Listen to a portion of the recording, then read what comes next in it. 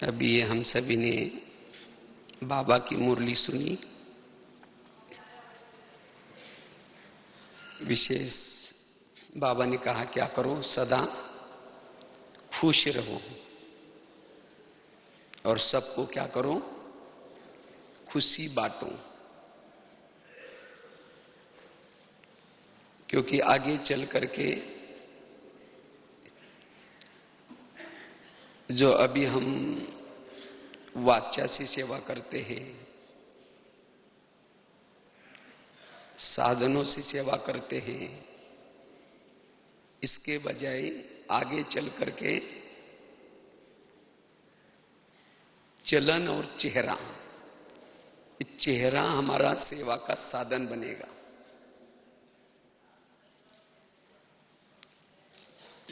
लेकिन चेहरे के द्वारा सेवा करने के लिए हमारी स्थिति सदा खुश रहे।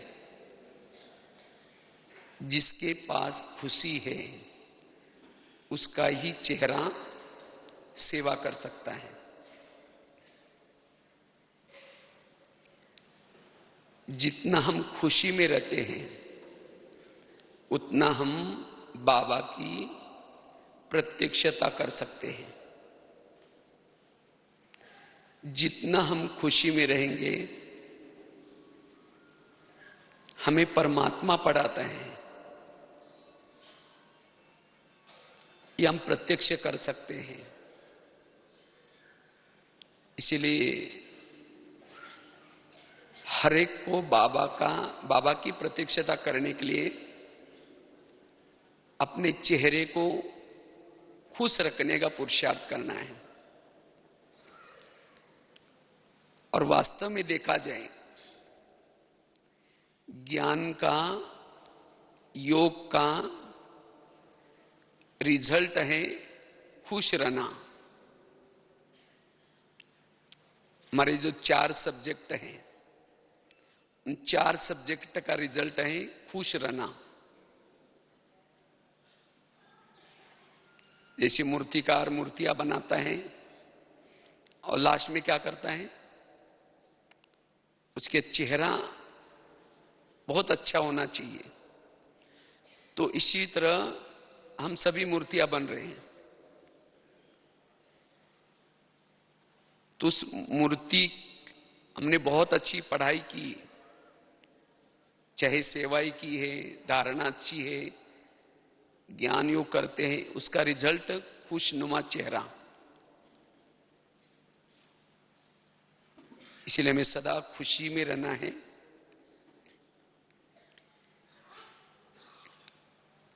जो खुश रहता है वही कर्मयोगी बन सकता है। सदा जो खुश रहता है वही एकाग्र रह सकता है। जो खुश रहता है वही मास्टर सर्वशक्तिवान है। जो खुश रहता है वही दूसरों को शांति का दान, शक्तियों का दान दे सकता है। जो सदा खुश रहता है वही वायुमंडल को भी शुद्ध बनाने की सेवा कर सकता है।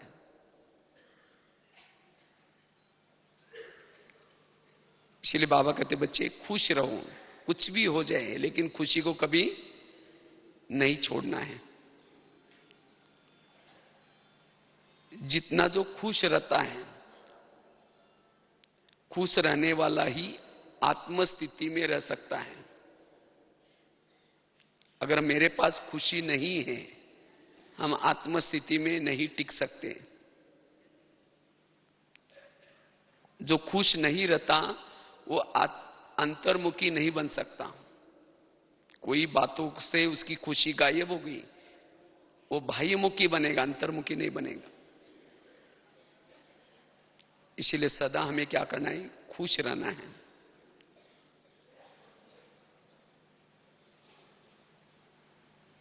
तो ये हम खुश कैसे रहें, उसके लिए क्या पुरुषार्थ करें, उसके ऊपर हम थोड़ी चर्चा करेंगे।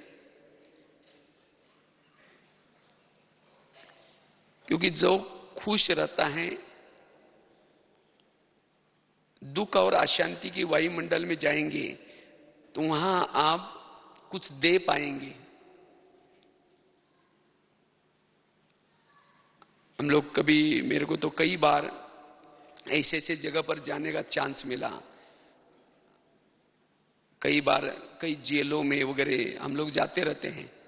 लेकिन जब वहां जाते हैं इतना वो वायुमंडल खराब होता है, क्योंकि हर एक को कोई ना कोई टेंशन रहता है,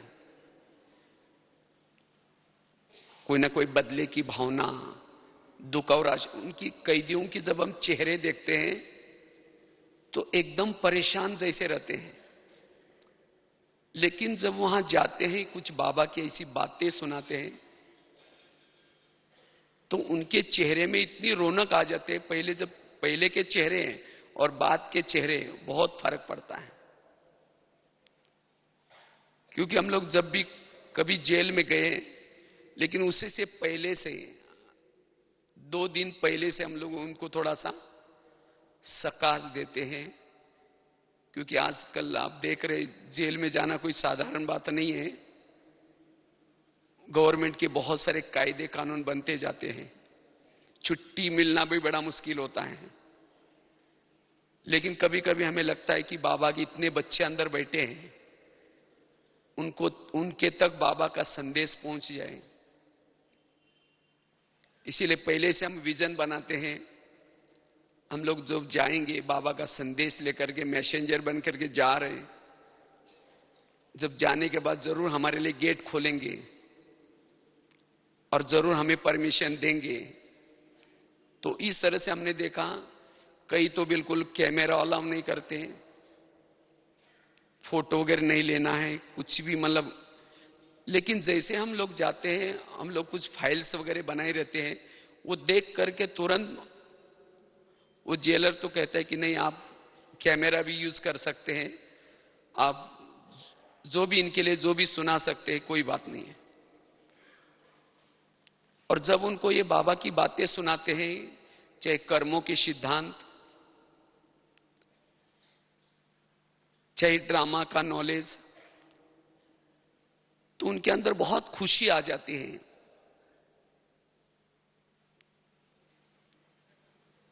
तो इसीलिए जो भी ऐसी दुखी आत्मा है,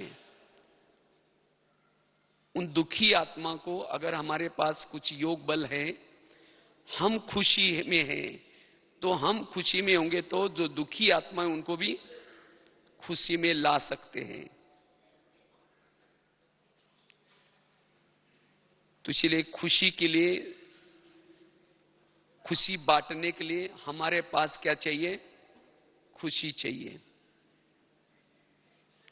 अगर हम ही हमारे परिस्थिति से परेशान हैं, हम अपने विघ्नों से परेशान हैं, तो हम दूसरों को खुशी नहीं बांट सकेंगे। कई बार हम लोग स्कूलों में भी जाते हैं, आजकल स्कूलों में भी बच्चे टेंशन में रहते हैं, परेशान रहते हैं। अभी कुछ दिन पहले मैं एक बालाघाट में गया था, एक एमपी में, तो कुछ बच्चों को कुछ ऐसी बातें सुनाई। लास्ट में एक उसी सभा में एक बच्चा था, वैसे बच्चियों का स्कूल था, उस बच्ची ने टीचर को कहा कि मैं कुछ अपना अनुभव सुनाना चाहती हूं। तो टीचर ने परमिशन दी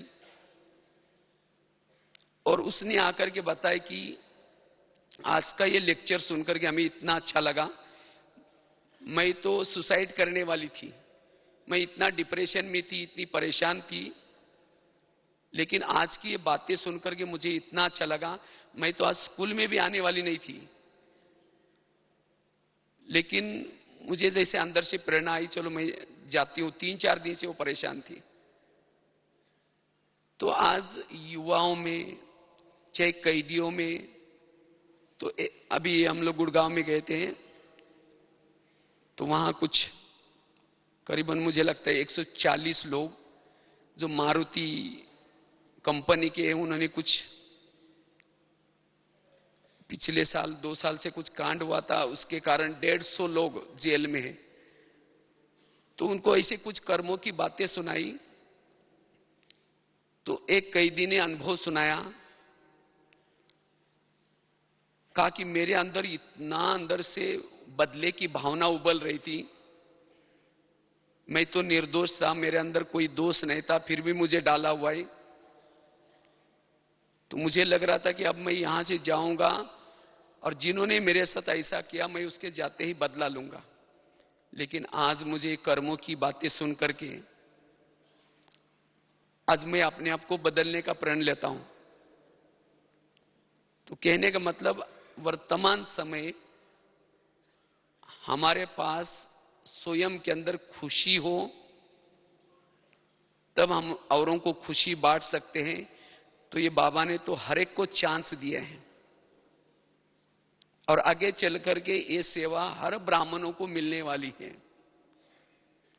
तो अभी से हमें अपने खुशी का क्या करना है, स्टॉक जमा करना है। तो ये खुशी हमारे पास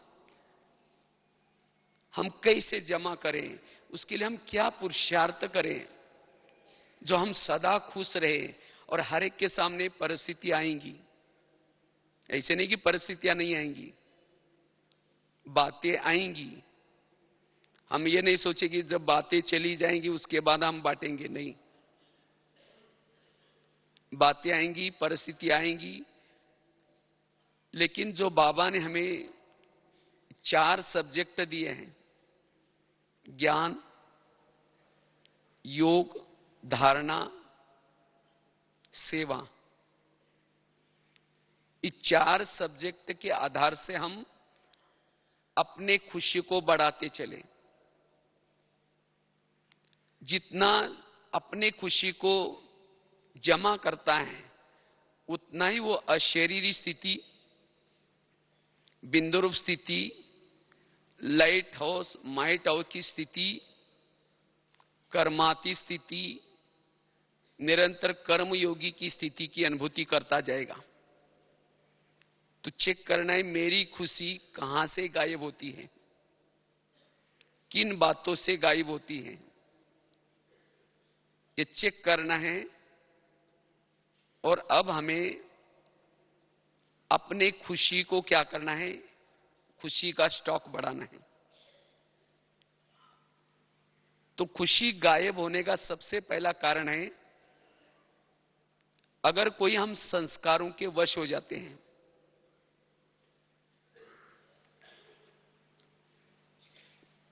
क्योंकि हर एक के अंदर कोई ना कोई ऐसा ही कोई संस्कार होता है, जो संस्कार उसके जीवन में आता है तब उसकी खुशी गायब हो जाते हैं। तो इसीलिए कोशिश करके जिस बातों से के संस्कारों के हम वश हो जाते हैं उसके पर अटेंशन देना है। जो कोई भी संस्कारों के बार बार वश हो जाता है वो खुश नहीं रह सकता। भले ऊपर से मुस्कुराएगा लेकिन अंदर से वो खुश नहीं रहता। और वो संस्कार के वश हम क्यों हो जाते हैं?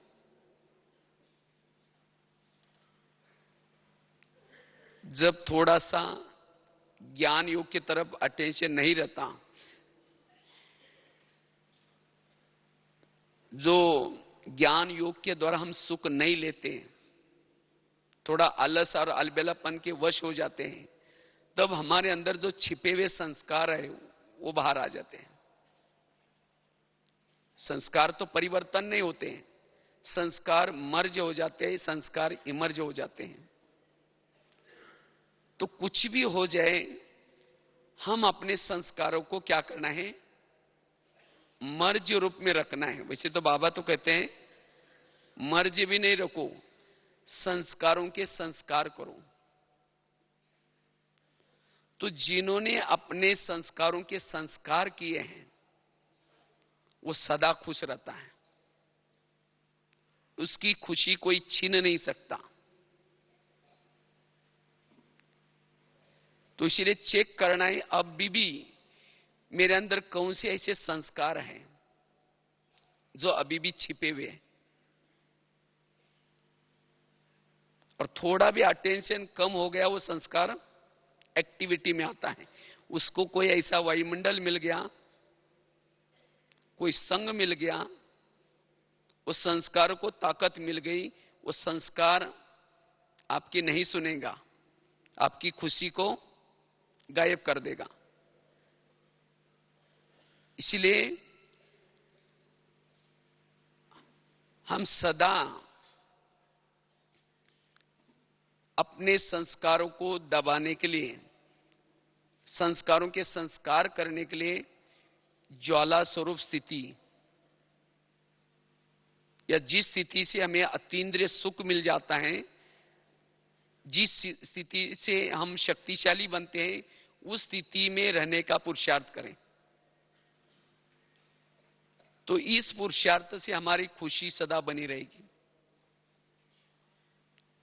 जिस संस्कार से हम बार बार प्रभावित हो जाते हैं, ऐसे संस्कारों से दूर। तो संस्कारों के वश होने से हमारी खुशी गायब हो जाते हैं।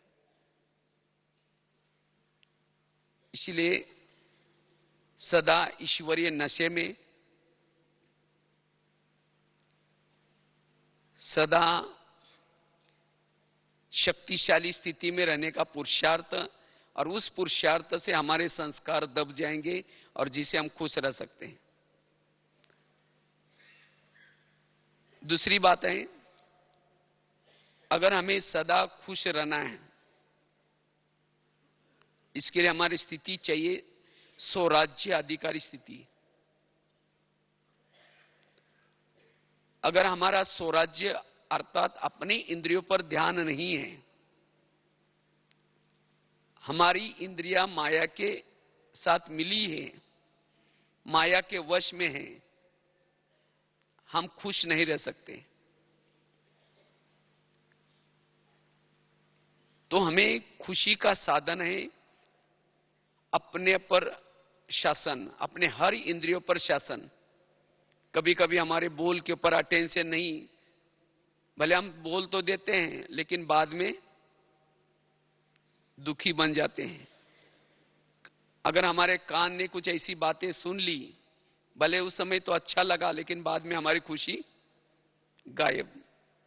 कुछ ऐसी चीजें हम देख तो लेते हैं बाद में। तो इसलिए जिसका हर इंद्रियों पर शासन है, वही सदा खुश रहता है।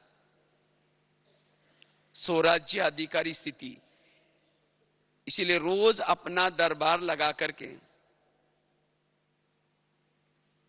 अपने हर इंद्रियों को बताना है, फिर रात्रि भी हमारा दरबार लगाना है। जिसने वो दरबार लगाने का अटेंशन है, वो जाकर के सदा खुश रह सकता है। खुशी कोई और नहीं चिंता, हमारे अपने ही इंद्रियां हमारी क्या करते, खुशी गायब कर देते हैं। इसीलिए जिसका अपने इंद्रियों पर शासन है, वो सदा खुश रहेगा। और इंद्रियों पर शासन किसका रहता है? आज हमारी इंद्रियां हमारे वश में क्यों नहीं रहती? उसका कारण है देहभान। आत्मा अगर अपने भ्रुकुटी में, अपने चेयर पर बैठी है, तो सब इंद्रियां शासन में चलती है। अगर हमारी आत्मस्थिति नहीं, कहते हैं अंधेरी नगरी चौपट राजा टकेशर भाजी टकेशर खाजा। अगर इस नगरी का राजा ही उसकी अपनी स्मृति नहीं है, आत्मस्मृति नहीं है, तो बस कान जो चाहे सुनेगा, मुख जो चाहे बोलेगा, आंखें जो चाहे, जिसको कहते देहभान। और यही खुशी गायब होने का कारण है। इसीलिए स्वराज्य अधिकारी स्थिति। तो बात चल रही थी हमारी खुशी गायब क्यों होती है, उसका कारण और साथ में निवारण। क्योंकि यह हमारे सेवा का बहुत बड़ा साधन, आगे चल करके बाबा को प्रत्यक्ष करने के लिए हमने कितना ज्ञान और योग किया है उसका रिजल्ट दिखाने के लिए हम कितने घंटा योग लगाते हैं, मेरे अंदर कितनी शक्ति है, इसका इंडेक्स है चेहरा। अब जिसका चेहरा खुश है, दुखी आत्मा भी उनको भी थोड़ा सा सहारा मिल सकता है। इसीलिए हमें स्वयं चेक करना है कि मेरी खुशी क्यों गायब होती है। उसका पहला कारण बताया था, अगर हम कोई संस्कारों के वश हो जाते हैं, इससे हमारी खुशी गायब हो जाएगी। तो कोशिश करके जिन बातों के वश बार बार होते हैं, अब हमें उस संस्कारों को ज्ञान और योग से क्या करना है, उसके संस्कार करनी है। दूसरी बात है, जिसका अपने कर्मेंद्र पर ध्यान नहीं है, जो अपने कामों में व्यस्त है, अचानक कोई गलत बोल, गलत सुनना, देखना कुछ, या मन का सोचना, बुद्धि, ये इंद्रियां भी हमारी खुशी को गायब कर सकती है। इसीलिए बाबा ने क्या किया था, ब्रह्मा बाबा ने रोज अपना दरबार लगाते थे। इसी तरह हमें भी रोज अपना दरबार लगाएं। लेकिन हम तो अपने इतना व्यस्त हो गए, जिसको कहते हैं ना, दुनिया तो चंद्रमा पर गई, लेकिन पड़ोसी को ना यही पता नहीं है। इसी तरह हम भी और बातों में इतना व्यस्त हो गए, हमारे शरीर में कौन क्या करे उसका हमारा ध्यान नहीं है। और कभी कभी फिर हम दुखी हो जाते, उसका कारण यही है। इसीलिए रोज हमारी एक एक कर्मेंद्रिया क्या करती है, क्या देखती है, उसके तरफ अटेंशन। इसलिए कहते हैं ना, तुम पहले अपने घर को सुधारो। घर मतलब लौकिक घर नहीं है, और इसका प्रभाव फिर औरों के ऊपर भी पड़ेगा। इसीलिए स्वराज्य अधिकारी स्थिति। तीसरी बात है, हमारी खुशी क्यों गायब हो जाती है, उसका कारण है योग बल की कमी। अगर हमारे पास योग बल कम है, योग बल कम अर्थात सारा दिन देह भान होगा, और जिसको देह भान है, कोई अपमान करेगा, निंदा करेगा, कोई छोटी मोटी बातें आएंगी, उसके अंदर निगेटिव थॉट्स चलते हैं, और जिसके कारण खुशी गायब। इसीलिए हम अपने दिनचर्या में अमृत वेला, क्लास के पहले और मुरली, ये तीन बातों को, जिसका ये तीन बातों के ऊपर अटेंशन है, वो देही अभिमानी बनता है, उसकी आत्मा को एक बल मिलता है। और जिन्होंने अपनी आत्मा को बल दिया है, वो सारा दिन सोल कॉन्शियस में रहता है, आत्मस्थिति में रहता है। और जो आत्मस्थिति में रहता है, वो सारा दिन साक्षी अवस्था में रहता है। सब कुछ देखते हुए, सुनते हुए, उन बातों का असर उसके ऊपर नहीं पड़ेगा, ना उसके चिंतन के ऊपर, ना उसके वृत्ति में पड़ेगा, और वही खुश रह सकता है।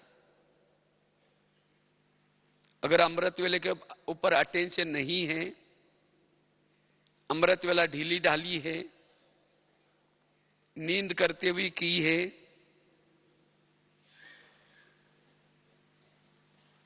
मुरली को ठीक नहीं सुनी है, तो फिर उसे आत्मबल जो बढ़ना चाहिए, जो आत्मस्थिति। आज कई भाई बहने कहते, पता नहीं मेरी सारा दिन वो आत्मस्थिति नहीं रहती। क्यों नहीं रहती? क्योंकि सवेरे अमृत वेले के ऊपर ध्यान नहीं दिया, मुरली सुनते समय एकाग्र नहीं हुए, क्लास के पहले योग नहीं किया, और उसके कारण आत्मस्थिति नहीं। जिसकी आत्मस्थिति नहीं है, उसको ही दूसरे की सारा दिन अवगुण दिखते हैं, उसके जीवन में ही समस्या नजर आती है। और जिसको चारों तरफ से समस्या नजर आते हैं, वो खुश नहीं रह सकता। उसको अगर दोनों कोई बात भी कर रहे तो लगेगा मेरी बात जरूर चल रही है, कोई हंस भी रहे तो उसको लगेगा मेरे को देख करके जरूर हंस रहे हैं। क्यों? देह भान है। इसीलिए हमें अपने कर्म क्षेत्र पर जाने से पूर्व रोज के दिनचर्या में इन 3 चीजों का अटेंशन, अमृत वेला योग, क्लास के पहले थोड़ा सा योग, और मुरली। जिन्होंने 8 बजे तक अपने ऊपर मेहनत की, वो सारा दिन कैसा रहेगा? खुश रहेगा, और वही फिर औरों को खुशी बांट सकता है। क्योंकि जब हमारी आत्मस्थिति रहती है तब सहज हम कर्म योगी बन सकते हैं। कर्मों में योगयुक्त अवस्था लगी रहेगी।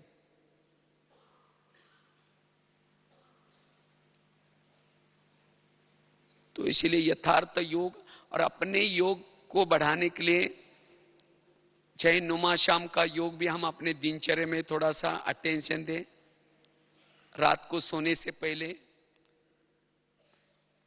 तो इसी तरह सारा दिन जिसने थोड़ा सा अपने योग के तरफ अटेंशन दिया है, वो सदा खुश रह सकता है। क्योंकि योग के द्वारा ही आत्मा के अंदर का बल बढ़ जाता है, हम देह से अलग आत्म स्वरूप में रह सकते हैं।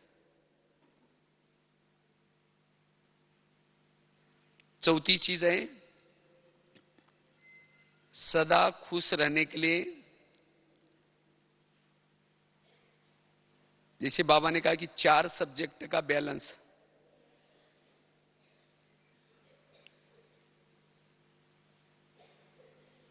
अगर कोई बातें मुझे बंधन में बांध देती हैं, किसी ने कुछ कहा है, उसके मुझे संकल्प चलते हैं, इसका मतलब मेरा ज्ञान का सब्जेक्ट कच्चा है। जिसके पास ये 4 सब्जेक्ट में अर्थात खजाना, ज्ञान का खजाना संपन्न है, ज्ञान के पॉइंट्स उसके पास अथाह है, वो खुश रह सकता है। जिसके पास ज्ञान की कमी है, उसके मन में आएगा ये क्यों हो रहा है, ये मेरे साथ क्यों हो रहा है, ऐसा कैसा हो रहा है, नेगेटिव थॉट चलेंगे। इसलिए ज्ञान के खजाने से संपन्न,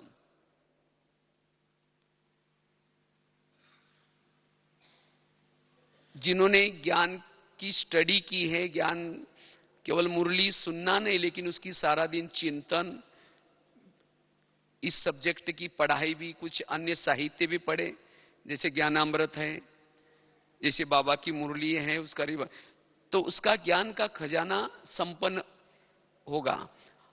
अर्थात ऐसी आत्मा ज्ञान से संपन्न होगी, और संपन्न आत्मा कभी भी बंधन में बंध नहीं सकती, वो सदा खुश रहेगी। अगर ज्ञान की पॉइंट्स कम है, खुश नहीं रह सकते।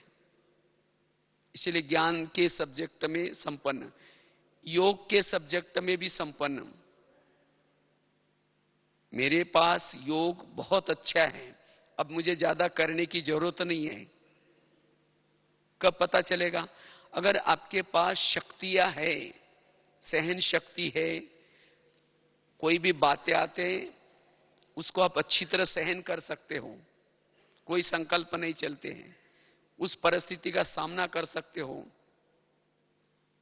निर्णय शक्ति है, परखने की शक्ति है।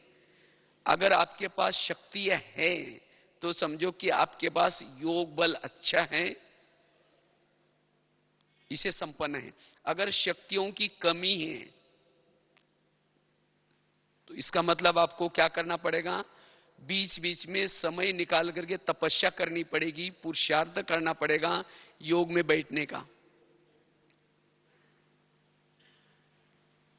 तो इसीलिए योग का सब्जेक्ट अच्छा है, शक्ति है, और जिसके पास शक्ति है वो कभी भी दुखी नहीं रहेगा, वो खुश रहेगा।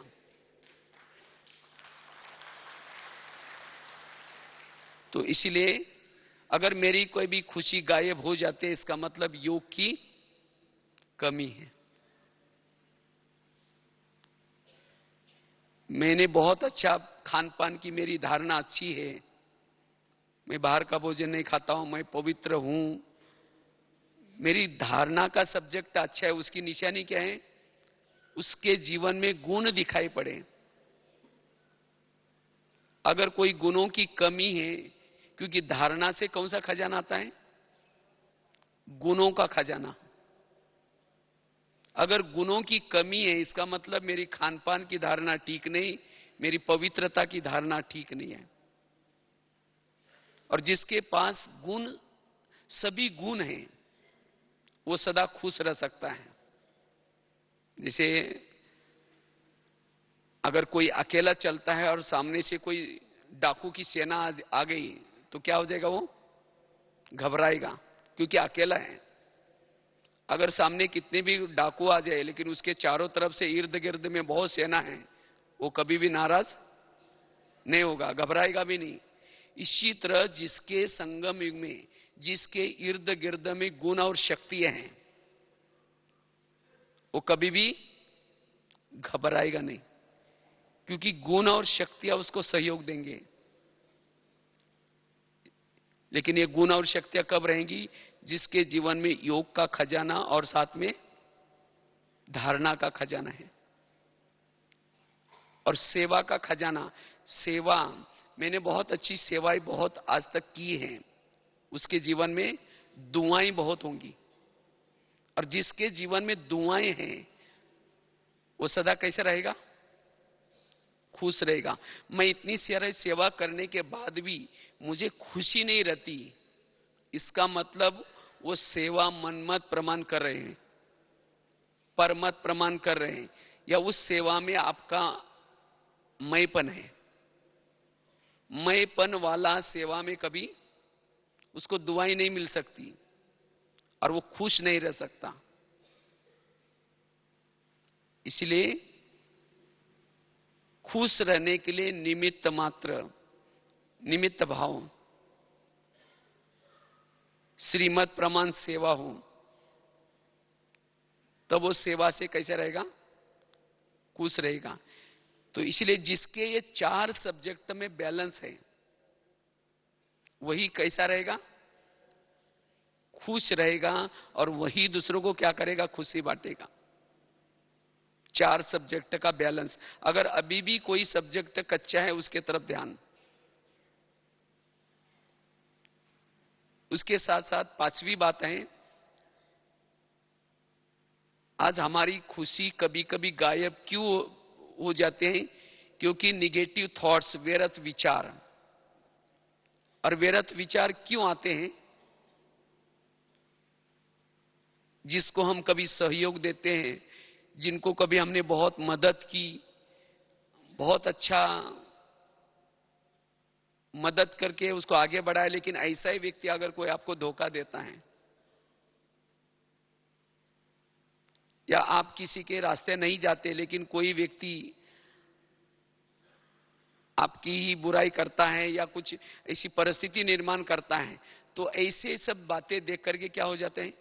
कहते हैं मैं तो इतना झुक करके चलता हूं, मैं इसके लिए ये किया वो किया, फिर भी ये मेरे लिए ऐसा करता है। ऐसी बातें क्या करेगी? खुशी को गायब कर देगी। तो ये व्यक्ति आपके साथ ऐसा क्यों करता है? ताली कभी एक हाथ से नहीं बजती, ताली के लिए कितना चाहिए? 2 हाथ चाहिए। इसी तरह आज मेरे साथ जो कुछ हो रहा है, ये सब मेरे ही कोई पिछले जन्मों के कर्मों का हिसाब किताब है। क्योंकि संगम युग चल रहा है, और संगम युग में अंतिम जन्म में हमें सब कुछ हिसाब किताब चुक्त करके क्या करना है? वापिस घर जाना है। तो अब हमारे जो भी कुछ 63 जन्मों के जो आपस के जो हिसाब किताब है, वो क्या हो रहे हैं? चुक्त हो रहे हैं। अगर कोई व्यक्ति, आप भले इस जन्म में उसके रास्ते में नहीं जा रहे हैं, लेकिन कभी तो गए होगे ना? इसीलिए अगर कोई ऐसी बातें जीवन में आती भी हैं, तो भी ऐसे परिस्थिति में खुश रहने के लिए कर्मों के सिद्धांत को याद रखना है। ये जो कुछ मेरे साथ हो रहा है, ये मेरे ही कोई कर्मों का कारण है, इसीलिए इसका कोई दोष नहीं है। जो ऐसा समझ करके चलता है, तो ऐसे व्यक्ति को दुआएं दे सकता है। ऐसे व्यक्ति के प्रति उसकी भावनाएं पॉजिटिव रह सकते हैं, क्योंकि कोई आपके साथ ऐसा करता है, अगर उस बातों के संकल्प आपके मन में बार बार चलेंगे, तो उससे आपकी वृत्ति नेगेटिव बनेगी। और जिन्होंने किसी के बारे में वृत्ति नेगेटिव बनाई है, उसको देखते ही उसकी खुशी क्या हो जाएगी? गायब हो जाएगी। जिसकी वृत्ति नेगेटिव है, उसकी खुशी गायब हो जाती है। अब उसकी खुशी गायब होगी तो दूसरे की खुशी दूसरों को क्या दे सकता है? नहीं दे सकता। इसलिए मेरी वृत्ति किसी के लिए निगेटिव ना बने। इसलिए बाबा ने कहा ना, बच्चे मन जीत बनो। चलते चलते कोई व्यक्ति आपके साथ ऐसा व्यवहार करता है, वो व्यक्ति को देखने के बाद मन क्या सोचता है? अरे देखो, इसने मेरे लिए ऐसा किया। जो पुरानी घटी हुई बातें याद करता है, उसी समय हम क्या करते हैं? चुपचाप उस मन की बातों को स्वीकार करते हैं और मन को सोचने देते हैं, चलो बोलो कोई बात नहीं। मन कहता है ये हमारा दुश्मन है, इसने हमारे लिए ऐसा किया वैसा किया, वो बार बार सोचता है। उसी समय मन से बातें करो, हे मन, जिसको भगवान कहता है मीठे बच्चे, और तुम उसके लिए ऐसा सोच रहे हो।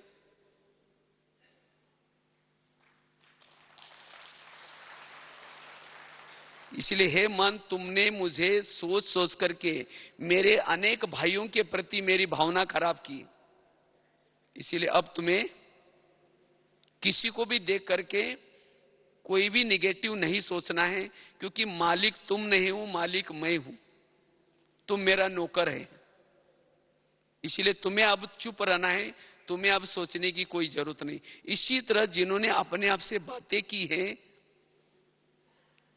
वही ऐसे परिस्थिति में भी क्या रह सकता है? खुश रह सकता है। इसलिए कर्मों के सिद्धांत, जैसे अभी भी गीत सुन रहे थे शुरू में, किसने क्या बोला तो क्या हुआ, खुशी गई तो सब कुछ हो गया। अगर किसी ने कुछ बोल भी दिया, तो उस निगेटिव बातों को क्या बना दो? पॉजिटिव। कभी कभी हम कहते हैं कि देखो, मेरे पीठ के पीछे लोग बोलते हैं। कोई बात नहीं, पीठ के पीछे तो बोलते हैं ना, मतलब आप उनके कितना आगे हैं? आपके पीठ के वो पीछे है, तो आप कितना आगे हैं? उसे और 2 कदम आगे हैं। तो कोई बात नहीं, बोलने दो, लेकिन हमें उस बातों को क्या करना है? नेगेटिव को पॉजिटिव में लेना है। अगर कोई आपका अपमान भी करता है, तो आप क्या सोचो? इन्होंने मेरा अपमान नहीं किया, मेरे ऊपर गुलाब का फूल डाल दिया। अगर कोई गुलाब का फूल डाले, अच्छा लगता है बुरा लगता है? अच्छा लगता है ना।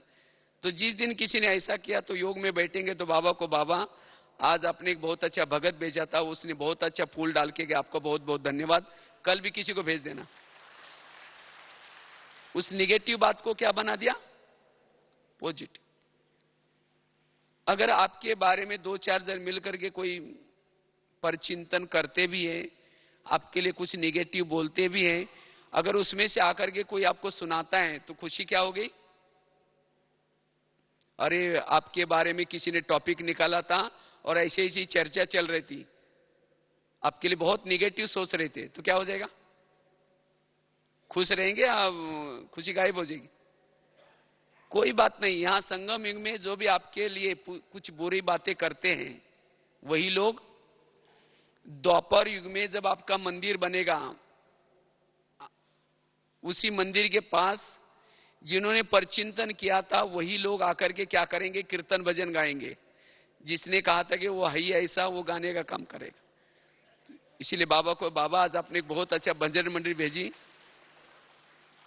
उन्होंने मेरा बहुत अच्छा भजन किया, फिर कल भी किसी को भेज देना। ऐसी बातें आपको खुशी को गायब, निगेटिव बातों को क्या बना दो, पॉजिटिव।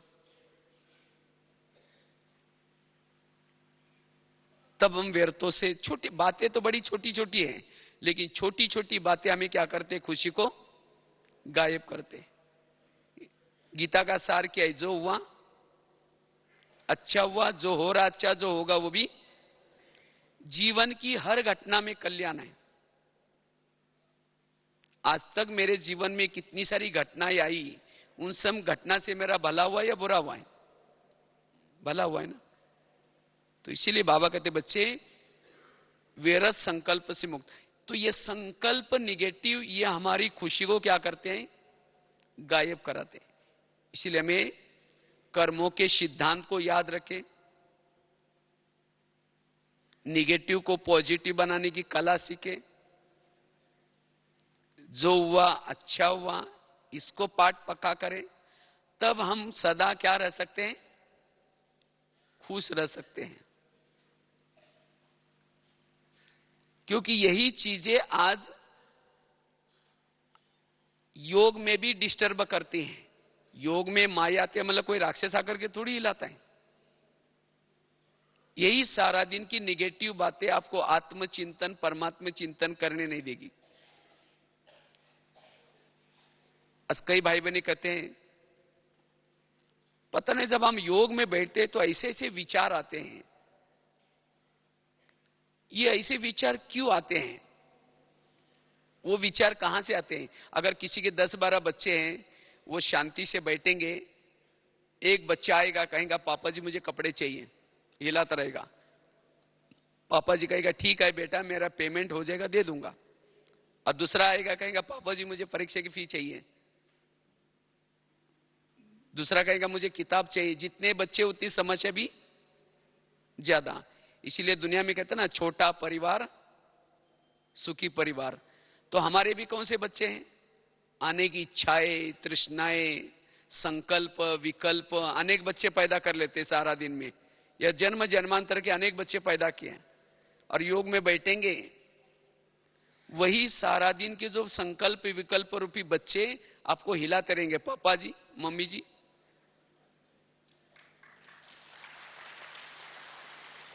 आप उस संकल्प विकल्प के मम्मी पापा हैं।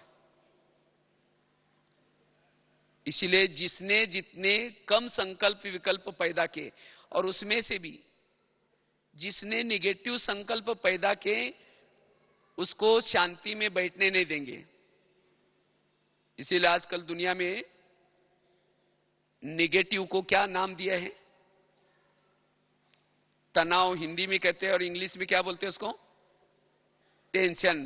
10 मतलब 10, सन मतलब बच्चे, टेंशन। अगर पहले आपके 2-4 हैं और फिर ये टेंशन होंगे तो कैसा होगा।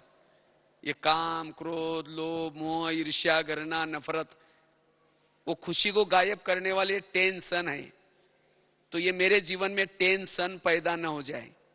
ईर्ष्या पैदा हो गई, घृणा पैदा हो गई, नफरत पैदा हो गई, वैर पैदा हो गया, विरोध पैदा हो गया, ये चीजें आपको खुश रहने नहीं देंगी। और ये सब पैदा होते संकल्प से, निगेटिव संकल्प से। तो इसीलिए सारा दिन जो पॉजिटिव रहता है, वैसे तो बाबा कहते बच्चे तुम तो ब्रह्मचारी हो, ब्रह्मचारी के तो कोई बच्चे ही नहीं होते। तो इसी तरह जिन्होंने सारा दिन ज्ञान और योग के द्वारा अपने आप को पॉजिटिव रखा है, वो सदा खुश रह सकता है। इसलिए खुशी में रहने के लिए व्यर्थों से मुक्त 5 चीजें बताई। पहली बताई, संस्कारों को क्या करना है, हमारे अंदर जो भी संस्कार है ज्ञान और योग के द्वारा उसको क्या करना है, मर्ज रखना है। मर्ज तो क्या बाबा कहते बच्चे, संस्कारों के संस्कार करो। दूसरी बात बताई, जिसका अपने स्वराज्य पर ध्यान है वो सदा खुश रह सकता है। तीसरी बात बताई, जिसके पास योग बल है, जिन्होंने योग बल के तरफ ध्यान दिया है, वो देही अभिमानी स्थिति में रह सकता है, और जो देही अभिमानी स्थिति है वो सदा खुश रह सकता है। चौथी बात बताई, 4 सब्जेक्ट में जिन्होंने बैलेंस रखा है, जिसके पास ज्ञान का खजाना भरपूर है, और जैसे बताया कि ज्ञान का सब्जेक्ट अच्छा है, वो कभी भी फंसेगा नहीं। कई कहते बाबा से मेरा योग ही नहीं लगता, अगर बाबा से नहीं लगता तो कोई और लगा हुआ है,